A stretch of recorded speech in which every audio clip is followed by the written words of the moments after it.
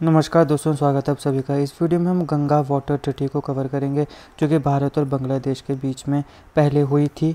कब हुई थी हम सारी चीज़ें विस्तार से देखेंगे। आजकल ये खबरों में है क्योंकि एक बार पुनः इसके ऊपर नेगोशिएशंस की बात हो रही है। ये जो ट्रीटी है इसका मकसद क्या है? Equitable water sharing. किसका? गंगा मैया का। तो जितने भी इंपॉर्टेंट फैक्ट्स हैं सारों को हम इस वीडियो में कवर करने वाले हैं। वीडियो को अंत तक देखिएगा। चैनल बने हो तो सब्सक्राइब अवश्य करिएगा। Politics, economy, GK, geography, science, environment and ecology के तमाम वीडियोस को देखने के लिए हमारी प्लेलिस्ट को जरूर चेक करिएगा।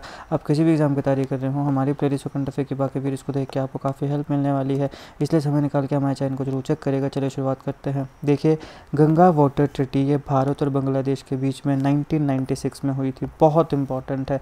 सीधा आपसे ईयर से सवाल पूछा जा सकता है। पूछा जाएगा कि बताइए गंगा वाटर ट्रीटी पहली बात तो भारत और किस देश के बीच में हुई? बांग्लादेश के बीच में। गंगा वाटर ट्रीटी भारत और बांग्लादेश के बीच में कौन से ईयर में हुई थी? 1996 में।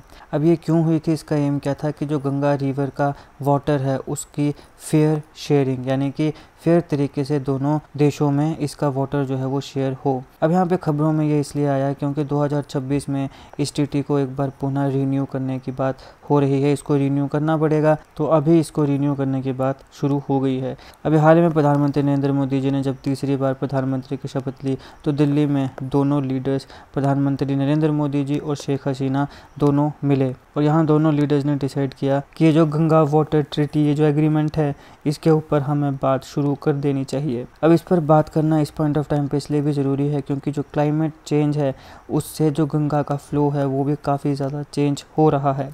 गंगा का फ्लो बहुत ज़्यादा चेंज हो रहा है जिसकी वजह से जो वाटर अवेलेबिलिटी है गंगा की उसमें भी काफ़ी ज़्यादा चेंजेस आ रहे हैं। अभी जो गंगा का फ्लो चेंज हो रहा है इसके पीछे बहुत से फैक्टर्स हैं।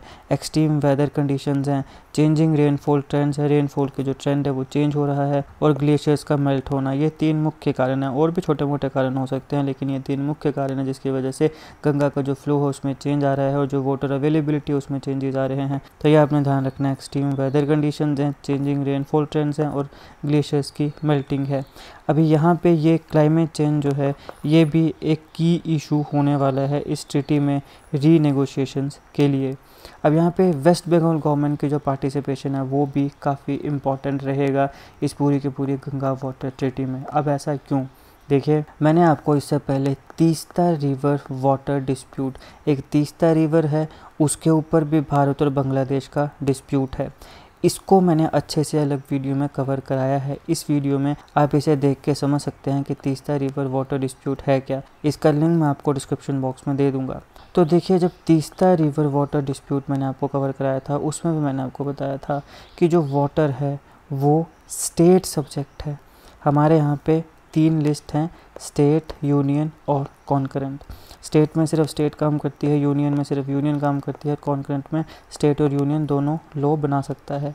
अभी ये जो वाटर है ये क्या है? ये स्टेट का सब्जेक्ट है। यही एक कारण है कि बहुत से ऐसे डिस्प्यूट हैं जो कि रिजॉल्व हो ही नहीं पाते हैं क्योंकि वाटर स्टेट का सब्जेक्ट है।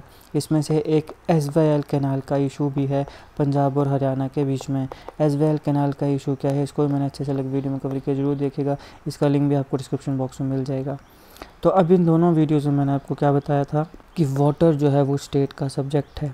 इसलिए अगर कोई भी फॉरेन एग्रीमेंट होनी है वाटर रिसोर्सेज के शेयरिंग के ऊपर तो वहाँ पे उस स्टेट का जो अप्रूवल है उसकी ज़रूरत पड़ती है। तो यहाँ पे वेस्ट बंगाल की जो गवर्नमेंट है ये काफ़ी इंपॉर्टेंट रोल प्ले करेगी गंगा वाटर ट्रीटी की रीनेगोशिएशन में या इसके रीन्यूअल में।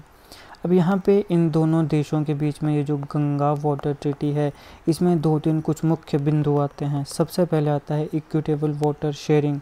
ये मेक श्योर किया जाए कि दोनों देशों को इक्वल शेयर मिले गंगा के वाटर का, और एक कंट्री जो है उसके लिए ये रुक ना जाए ड्राई सीजन्स में। अब यहाँ पे एक कंट्री मुख्यतः भारत ही होगा क्योंकि भारत से ये बांग्लादेश जा रही है, तो भारत यहाँ पे ज़्यादा यूज़ ना कर ले ताकि ड्राई सीजन में बांग्लादेश को पानी मिले ही ना। अब यहाँ इस डील का मतलब ये भी है कि आने वाले समय में कोई भी डिसएग्रीमेंट ना हो, जो भी डिसएग्रीमेंट्स हैं उसको ख़त्म किया जाए ताकि जो सर्टेन फ्लो ऑफ वाटर है वो बांग्लादेश को टाइम टू टाइम पहुँचता रहे।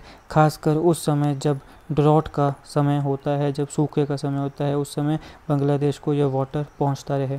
अब यहाँ पे दूसरा इम्पोर्टेंट फैक्टर जो है वो आता है जॉइंट मॉनिटरिंग कमीशन। बहुत इंपॉर्टेंट है। देखिए, एक जॉइंट कमेटी बनाई गई है जो कि वाटर के जो डिस्ट्रीब्यूशन है उसके ऊपर अपनी पैनी नज़र बना के रखती है, और दोनों देशों के बॉर्डर पे फराक्का बैरेज आता है। ये है फराक्का बैरेज, जो कि दोनों देशों के बॉर्डर के काफ़ी क्लोज है। यहाँ पे जो फ्लो रेट है वाटर का, उसको चेक किया जाता है कि जो एग्रीमेंट हुई है उसके तहत वाटर पहुँच रहा है या नहीं पहुँच रहा है। तो ये काम करता है जॉइंट मॉनिटरिंग कमीशन। ये कहाँ पे नज़र रखता है वाटर पे? फरक्का बैरेज। तो सीधा सवाल पूछा सकता है कि जो फरक्का बैरेज है ये कौन से दो देशों के बॉर्डर के क्लोज है? तो भारत, और दूसरा कौन सा है? बांग्लादेश। अब यहाँ पर ये जो ग्रुप है ये मेक श्योर करता है कि जो डील हुई है दोनों देशों के बीच में उसको दोनों देशों के द्वारा फॉलो किया जाए, और अगर मान लीजिए कि कोई भी डिसएग्रीमेंट आती है तो उसे भी सेटल करने का काम ये ग्रुप करता है। तीसरा आता है लॉन्ग टर्म कोऑपरेशन। अब यहाँ पे जब दुनिया के कई ऐसे देश हैं जहाँ पर छोटी छोटी चीज़ों के ऊपर भी कोऑपरेशन नहीं हो पाती है, ऐसे में गंगा वाटर ट्रीटी एक काफ़ी रेयर एग्जांपल है long term river water sharing cooperation का साउथ एशिया में। मुख्यतः साउथ एशिया में इतनी बड़ी, इतने ज़्यादा समय चलने वाली जो रिवर वाटर शेयरिंग कोऑपरेशन है वो नहीं हुई है। ये काफ़ी रेयर एग्जाम्पल है। तो ये इनकरेज करता है दोनों देशों को, भारत और बांग्लादेश को, कि दोनों देश फ्यूचर में मिल बांध के काम करें। इवन काफ़ी प्रॉब्लम्स भी फेस होंगी, काफ़ी क्रिटिसिज्म भी होगा, लेकिन उसके बावजूद भी मिल बांध के काम करेंगे क्योंकि हमने पहले भी मिल बांध के काम किया है। तो यह है दोस्तों गंगा वाटर ट्रीटी। इससे रिलेटेड सारे इंपॉर्टेंट फैक्ट्स को मैंने इस वीडियो में कवर किया है। गंगा वाटर ट्रीटी के साथ साथ एक ग्लोबल प्लास्टिक ट्रीटी के भी कुछ समय पहले काफ़ी खबरों में थे, इसको भी मैंने अच्छे से अलग वीडियो में कवर किया है। यहाँ पर मैंने आपको प्लास्टिक की पूरी लाइफ साइकिल भी समझाई है, जरूर देखेगा। बाकी भी जो लेक्चर्स मैंने आपको बताया जैसे कि तीस्ता रिवर डिस्प्यूट, इसको भी मैंने अच्छे से कवर किया है, जरूर देखेगा। सारी वीडियोस का लिंक मैं आपको डिस्क्रिप्शन में दे दूंगा, एक बार जरूर चेक करिएगा, आपके एग्जामिनेशन के लिए काफ़ी इंपॉर्टेंट है। अगर आपको लेक्चर अच्छा लगा हो तो लाइक करिएगा, शेयर करिएगा। Politics economy, GK, geography, science, environment, technology की तमाम वीडियोस को देखने के लिए एक बार हमारी प्लेलिस्ट को जरूर चेक करिएगा। आप किसी भी एग्जाम की तैयारी कर रहे हो, हमारी प्लेलिस्ट और करंट अफेयर के बाकी वीडियोस को देख के आपको काफ़ी हेल्प मिलने वाली है, इसलिए समय निकाल के हमारे चैनल को जरूर चेक करिएगा। GK, current affair, GK tricks के ऐसी वीडियोस के लिए हमारे चैनल को सब्सक्राइब करिएगा, बेल आइकन को जरूर दबा दीजिएगा ताकि किसी भी वीडियो की नोटिफिकेशन आपसे मिस ना हो। आपको बहुत बहुत धन्यवाद।